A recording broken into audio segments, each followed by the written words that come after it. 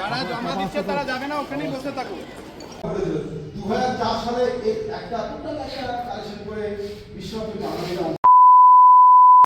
নমস্কার, আশা করি সবাই খুব ভালো আছো। আর আজকের ব্লগটা হচ্ছে একটু অন্যরকম বলতে এটাই, আজকে যে ব্লগটা হচ্ছে সেটা হচ্ছে আমাদের শিল্প এবং সংস্কৃতি গ্রুপ থেকে একটা প্রতিযোগিতা আয়োজন করা হয়েছে, খুব বড় একটা প্রতিযোগিতা। এবং এই প্রতিযোগিতায় আছে নাচ, গান, আবৃত্তি, যেমন খুশি তেমন সাজো, শঙ্খবাদন, কুইজ, সবথেকে বড় যেটা আছে কুইজ, এছাড়াও তবলা, যোগা এবং আরও অন্যান্য অনেক কম্পিটিশন আছে এর মধ্যে। তো সেইগুলো নিয়ে আজকে হচ্ছে প্রতিযোগিতার প্রথম দিন, এবং এই 2 দিন ধরে হবে আমাদের প্রতিযোগিতা। সেটারই আজকে প্রথম দিনের এই যে শুরু হয়ে গেছে ড্রয়িং কম্পিটিশন। প্রচুর বাচ্চা এসেছে দূর দূরান্ত থেকে। সো গাইস, আজকে হচ্ছে আমাদের শিল্প সংস্কৃতির গ্রুপ থেকে একটা বড় প্রোগ্রাম আয়োজন করা হয়েছে, এবং যার অলরেডি স্টার্টেড, ড্রয়িং শুরু হয়ে গেছে এবং একটার পর একটা প্রোগ্রাম স্টার্ট হবে। তো প্রায় 400 আপ স্টুডেন্ট অলরেডি ড্রয়িংয়ে আছে। তারপর তো প্রচুর ইভেন্টস আছে আমাদের, নাচ গান নিয়ে। আর 2 দিন ব্যাপী এটা হচ্ছে আমাদের প্রোগ্রাম, যেটা আমাদের এখন শুরু হয়েছে, আর সেটা শেষ হতে অনেক কাজ বাকি আছে। তো চলো আপাতত ব্যাচের জন্য সেফটি পিনটা অ্যারেঞ্জ করি। আর এই যে আমার অ্যাসিস্ট্যান্ট আপাতত আজকের, ঠিক আছে। আমাদের আজকে স্পেশাল আমাদের অ্যাসিস্ট্যান্ট হিসাবে উপাসনা আমাদের সঙ্গে জয়েন করেছে, নিজের এইচএস থাকা সত্ত্বেও।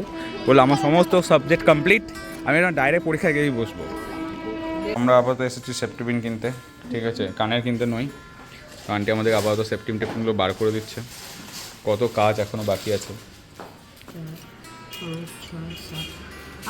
সেফটি পিন নিয়ে চলে এসেছি। এবার কমিটি মেম্বার দিকে সমস্ত ব্যাচগুলো আমরা পড়িয়ে দেবো একটা একটা করে, যেটা সেফটি পিনের অভাবে এখনও পড়ানো হয়নি। আর এই যে বাচ্চাগুলো দেখো কত মন দিয়ে ড্রয়িং করছে, এত সুন্দর লাগছে না সত্যি। ড্রয়িং কম্পিটিশনও দেখতে বেশ ভালো লাগে, প্রত্যেক বাচ্চারা নিজে নিজে ক্রিয়েশন এখানে তৈরি করে, খুব ভালো লাগে। একদম ছোটোগুলো বাদ দিয়ে বাকি সবার তো যেমন খুশি তেমন আছে প্রচুর। আর চলো এই দিকটা দেখা যাক।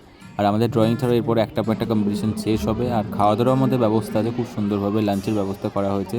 প্রত্যেক বাচ্চা যাতে না খেয়ে যেতে পারে, যেন সবাই খাওয়ার ব্যবস্থাটা থাকে, সেটাই আমরা চেষ্টা করছি। আর আগামী দিনেও সেই প্রচেষ্টাতে থাকবে, আমরা যেন এই প্রোগ্রামকে আরও বড়োভাবে করতে পারি, সেই প্রচেষ্টা আমাদের থাকবে। আর আমরা আজকেই আমরা চেষ্টা করছি প্রত্যেক বাচ্চাকে যেন মেডেলকে আমরা দিতে পারি, মানে একটা ইভেন্টের জন্য আমরা যেন সবাইকে যেন মেডেল দিতে পারি, মানে স্মারক হিসাবে। তারই প্রিপারেশন এখানে চলছে মেডেলের। সুস্মিতা যেমন অনেক ধৈর্য ধরে কাজ করছে, আসবো না বলেও। সবাই খুব, হ্যাঁ, থ্যাংক ইউ। এটা পি লিখে দিয়েছি, পি লিখে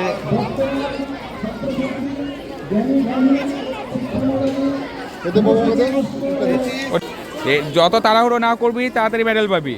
আর তাড়াহুড়ো করলে কিন্তু আমার ব্লগে কিন্তু আমি কিন্তু বলে রাখবো যে প্রত্যেকটা বদমাস স্টুডেন্ট, এদিকে মেডেল দেওয়া হবে না কিন্তু। ওফ, অলরেডি ভিড় প্রচুর হয়ে গেছে, স্টুডেন্টদের প্রচুর আগমন। চলো। তো সেভাবে ব্লগ শ্যুট করা হয়ে উঠছে না, কারণ আমারও একটা ডিউটি আছে। আমি এখন এসেছি নাচের সেকশনে, মানে খ বিভাগে, যাতে পুরোটা আমি সামলাতে পারি একা, আর স্টুডেন্টদিকে প্রপারলি ম্যানেজ করতে পারি। তো আমাদের এখানে আপাতত নাচের কম্পিটিশন শুরু হয়ে গেছে, আমরা একটার পর একটা কম্পিটিশন ছাড়ছি। চলো। তো আমার হেল্পের জন্য পেয়ে গেছি নবনীতার দিকে, নবনীতাদিও আমার সঙ্গে আছে। আর এটা আমি ক্যাপচার করলাম এই জন্য যে কেউ একজন আজকে কম্পিটিশনে গোপালকে নিয়ে এসছে, আর এত সুন্দর লাগছিল যে সত্যি কথা, গোপালকে সামনে রেখে ডান্স করা। যদিও তাকে একটা বললাম যে গোপাল কখনো মাটিতে রাখতে নেই, গোপালকে অলওয়েজ একটু উঁচু জায়গায় রাখতে। তো আমাদের আপাতত লাঞ্চের পালা, সমস্ত ভাইরা খুব ভালোভাবে হেল্প করছে, আর সব বাচ্চাদের খাওয়ানোর ব্যবস্থা চলছে যতটা সম্ভব। অনেকে এই আবার কী করছে, বাচ্চা সামলাতে ব্যস্ত। আর এখানে আমাদের জাজ প্যানেলে খাওয়া দাওয়া চলছে। আর বসবো এই তো বসছি, বসে পার। চুলটা হেভি কালার মেরেছিস কিন্তু।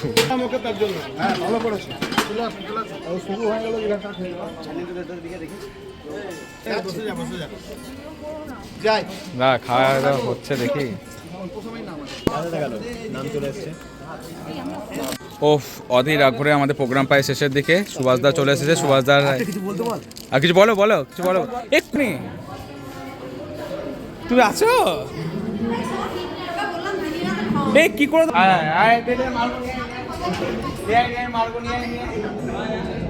তো আমার দেওয়া কাজগুলো শেষ হয়ে যাওয়ার পর আমি চলে এসেছি কুইজ সেকশনে, কুইজটা দেখার জন্য। পার্টিসিপেট করতে পারলাম না, কিন্তু দেখতে তো ভালোই লাগে। 2004 সালে একটা কালেকশন করে বিশ্বব্যাপী বাঙালিরা অংশ নিয়েছে, যে ভোটিং সিস্টেম করে তা 20 জন বাঙালি স্থান পেয়েছে। হ্যাঁ, প্রথমে মানে 20 নম্বর বাঙালি, 1 নম্বর কোন বাঙালি ছিল? বাঙালি কিন্তু 1 নম্বর র্যাঙ্কে 2004 সালে 1 নম্বর র্যাঙ্ক ছিল একটা ভোটিং সিস্টেমের শ্রেষ্ঠ বাঙালি কে ছিল? তোমার না না না তারপরে এটা সুভাষচন্দ্র বোস না। তো একটা জিনিস না বললেই নয়, এই যে কুইজ সেকশনটা দেখছো মহেন্দা একা হ্যান্ডেল করছে। আর সত্যি কথা বলতে মহেন্দার মতো এত ভালোভাবে কুইজকে মানে ম্যানেজ করা বা কুইজে কোশ্চেন সিলেক্ট করা, সিরিয়াসলি বলছি এগুলো ভীষণ টাফ। নাচ বা গান এটা তোলা একটা অন্যরকম ব্যাপার, কিন্তু কুইজ একটা মানে চালানো কিন্তু খুব ডিফিকাল্ট। কুইজের কোশ্চেন এত টাফ হয় আর ডিফারেন্ট সেকশন থেকে কুইজের কোশ্চেন তুলতে হয়, সেটা কিন্তু খুব বড় একটা কাজ। যেটা মহেন্দা ছাড়া আমার মনে হয় না চট করে কেউ হ্যান্ডেল করতে পারবে। তো কমেন্ডেবল ফর মহেন্দা। बापू की कदमों में তার লেখা বই পাটনার সাদাগত আশ্রমে জীবনযাপন করেছিলেন শেষ লাইফটা একদম 0 টাকায়। কোন বিখ্যাত ভারতীয় ব্যক্তি? না কি ধরনের বললে হবে না, আছে বিখ্যাত ব্যক্তি। হ্যাঁ বাপু কি কদমোं में একটা বই লিখেছি। কত সাল? হ্যাঁ 1859। হ্যাঁ 1859। হ্যাঁ বিহার ওখানে ক্লু আছে বেশ। একবার 1800।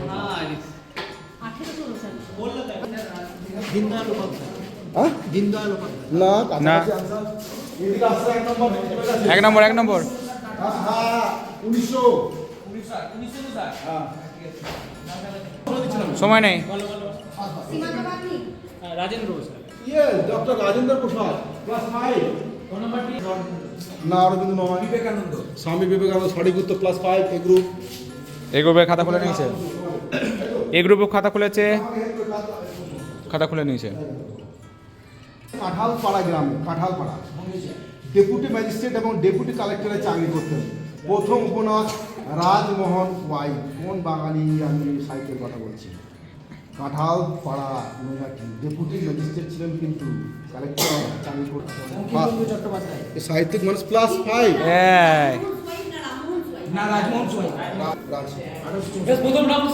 প্রায় 50-60টা গ্রাম থেকে মানুষ সেগুলো বাড়িতে নিয়ে এসে বাড়ি থেকে নিয়ে এসে একটা জায়গাতে বসে একটা মেলার মতো করে একটা অনুষ্ঠান করে। বাঁকুড়ার একটা ফেমাস মেলা, সেখানে খাওয়া দাওয়া করা 1 সপ্তাহ চলে। মাঘ মাসের প্রথম সপ্তাহে কি নিয়ে মেলাটা হয়? ফেমাস জিনিস আমার কি নিয়ে? হ্যাঁ বাঁকুড়া উল্টো কোনো প্রশ্নটা কি মেলা, কি নিয়ে মেলা সে নয়, এটা আমি কি খাওয়া নিয়ে যাবো বেশ পারবো না।